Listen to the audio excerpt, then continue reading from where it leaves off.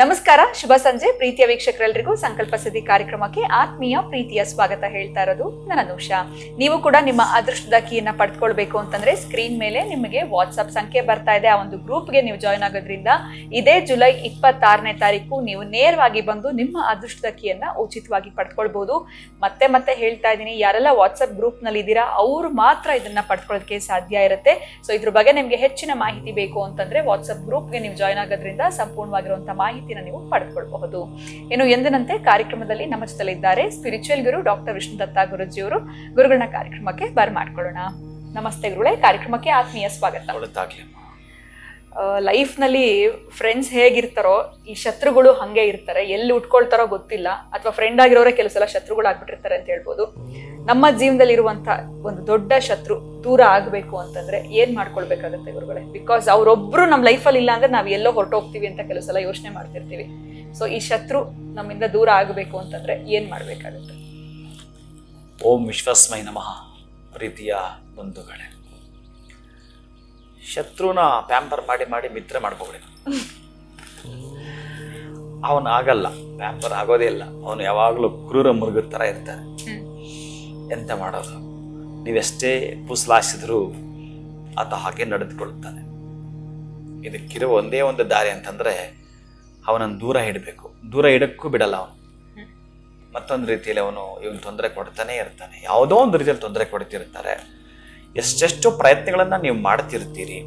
ಇಲ್ಲಿ ಒಂದು ತಾಂತ್ರಿಕವನ್ನ ಎಷ್ಟು ಚೆನ್ನಾಗಿ ಹೇಳ್ತಾನೆ ಅಂತಂದ್ರೆ, ಅಂತಹ ಶತ್ರುಗಳು ಪ್ರತಿಯೊಬ್ಬರಿಗೂ ಇರ್ತಾರೆ. ಆದರೆ ಅವರವರು ಮಾಡಿಕೊಳ್ಳೋ ವಿಧಾನದಲ್ಲಿ ಅವ್ರು ದೂರ ಇರ್ಲಿಕ್ಕೆ ಸಾಧ್ಯ ಇದೆ. ಆದ್ರೆ ಒಂದೊಂದು ಬಾರಿ ಶತ್ರು ಅನಿಸಿದ್ರು ಅವರಿಂದ ಒಳ್ಳೇದಾಗತ್ತೆ. ಇವೆಲ್ಲ ನಿಮ್ಗೆ ಗೊತ್ತಿರುವಂಥದ್ದೇ. ಆದರೆ ಈ ಮರ ಕೆಲಸ ಮಾಡ್ತಾರಲ್ಲ, ಅವರ ಬಳಿ ಇರುತ್ತೆ. ಅದು ಇವರೇ ವ್ಯವಸ್ಥೆ ಮಾಡಿಕೊಳ್ಬೋದು. ಒಂದು ಮರದ ತುಂಡು ವ್ಯವಸ್ಥೆ ಮಾಡಿಕೊಳ್ಬೇಕು. ಅದು ಬಹುಶಃ 1 ಅಡಿ ಉದ್ದ ಇದ್ದರೆ ಬಹಳ ಉತ್ತಮ. 1 ಅಡಿ ಉದ್ದ ಇದ್ದರೆ ಬಹಳ ಒಳಿತು. ಅದನ್ನು ಮನೆಗೆ ತರಬೇಕು.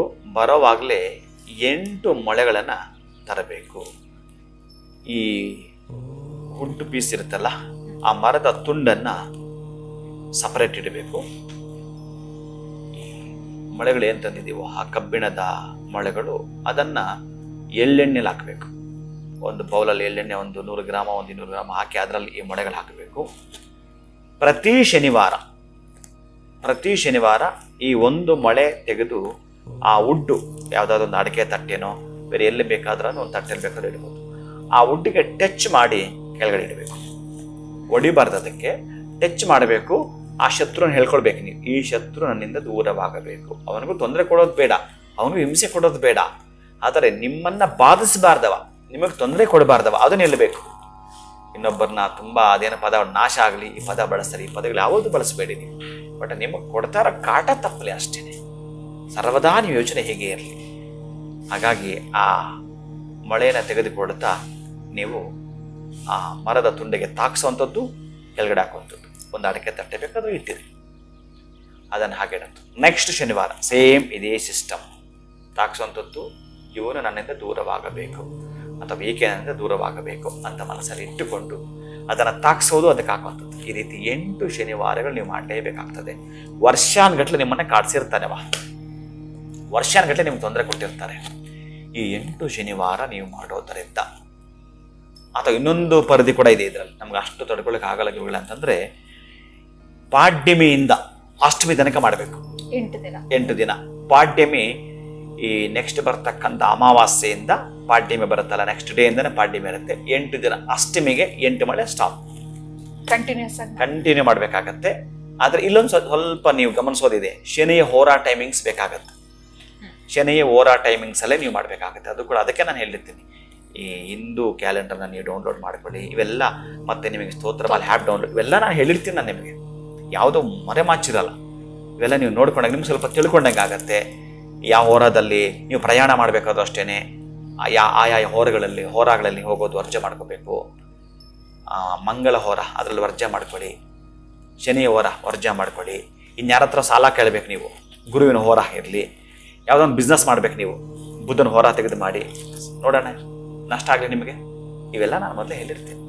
ಯಾವುದೋ ಒಂದು ಗೇಮ್ ಸ್ಟಾರ್ಟ್ ಮಾಡಿರ್ತೀರಿ, ನಿಮ್ಮ ಧನಾಧಿಪತಿ 2ನೇ ಮನೆ ಇದ್ದಾನೆ, ಆ ಹೋರಾಟ ಇರಲಿ ಮಾಡಿ ನೋಡೋಣ ಯಾಕೆ ಸಕ್ಸಸ್ ಆಗಲ್ಲ, ಆಗೈತಿರುತ್ತೆ. ಹೋರಾ ಶಾಸ್ತ್ರ ಅತ್ಯಂತ ಅದ್ಭುತವಾದ ಸತ್ಯಶಾಸ್ತ್ರ ಹಾಗಿರುತ್ತೆ. ಆ ಹೋರಾ ನೋಡೋದು ನಮ್ಗೆ ಗೊತ್ತಿಲ್ಲ, ಗುರುಗಳೇ ನನಗೇನು ಹೋರಾ ಮಾಡೋದು ಗೊತ್ತಿಲ್ಲ, ನೀವು ಹೇಳಿದ ರೆಮಿಡಿ ಮಾತ್ರ ನನಗೆ ಮಾಡಬಲ್ಲೆ, ಹೋರಾ ಗೊತ್ತಿಲ್ಲ ಅಂತಂದರೆ ಅವರು ಶನಿವಾರವೇ ಮಾಡಬೇಕು.